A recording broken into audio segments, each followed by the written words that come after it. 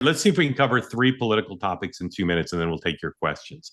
And I'll just summarize here. Marco Rubio was on Lara Trump's program, and she asked him about whether he might run in 2028 for president. And he went directly to basically saying, JD Vance is awesome. I hope JD Vance runs. That was interesting. CNN has a story over the weekend about Kamala Harris and whether she'll run for Senate or president or something else. It appears she continues to not have made up her mind, not surprisingly. And it also says she's canceled her August vacation. I'm curious if you guys have gut about where she's going to end up. And then lastly, Roy Cooper officially got in the North Carolina Senate race today to run against the chairman of Mr. Whatley, the current chairman of the RNC. It appears that both men will clear the field effectively, and they'll both raise tens of millions of dollars in what will be, as North Carolina typically is, one of the most expensive races in the country. So, Dan, you want to comment on one, two, or three of those in short order, and then Sean, and then we'll go to questions. Sure. Just quickly, I think Rubio didn't say no, but I just don't see him defeating Vance. But the question, I think, is, does the White House want a competition? So we'll just have to see. The second, I can't believe this, but somebody I know who knows Kamala Harris said she's thinking of running for president more, and I find that stunning. But, everyone, if you want, go for it.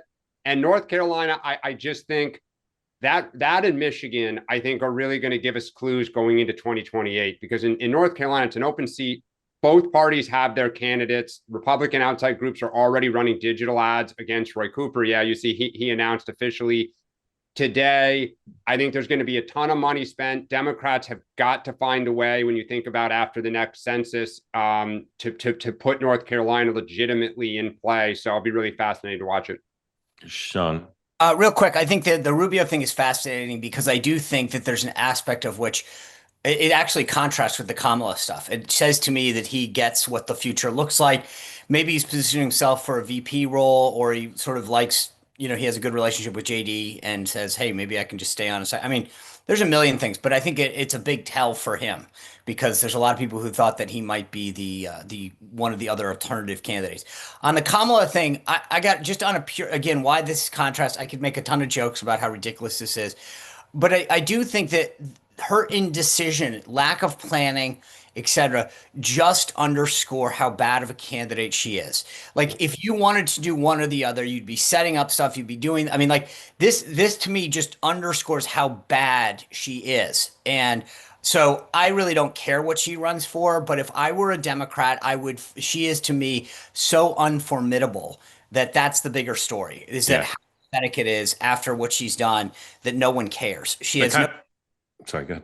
I mean, this is when you would be sending signals, lining up a team, getting donors ready, getting people excited. I mean, to me, this just shows her indecision continues to shine through. This is why she will never be a good candidate and probably never win again.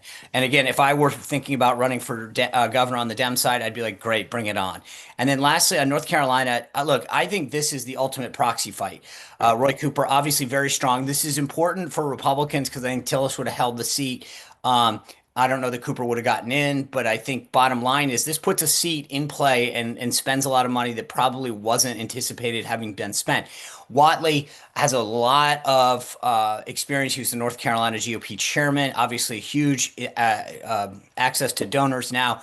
But the bottom line is this is just a pure proxy fight. When a pollster asks a generic question, Republican or Democrat, nothing's going to come closer to just these two candidates. It'll be a voter reg in turnout operation. Yep. This to me is the new, you want to see everybody test everything, figure out what works, what doesn't, every, but North Carolina will be exponentially the most expensive race ever now. And what D surrogates are welcome in Carolina? I'll be very curious to see who Cooper's willing to be. This is literally like your proving ground right now. This is the spring training of. Want more great clips like that? I've got an idea. Hit the subscribe button, be part of the two-way community, never miss a clip, and you can always watch our full episodes, join them live, go to twoway.tv.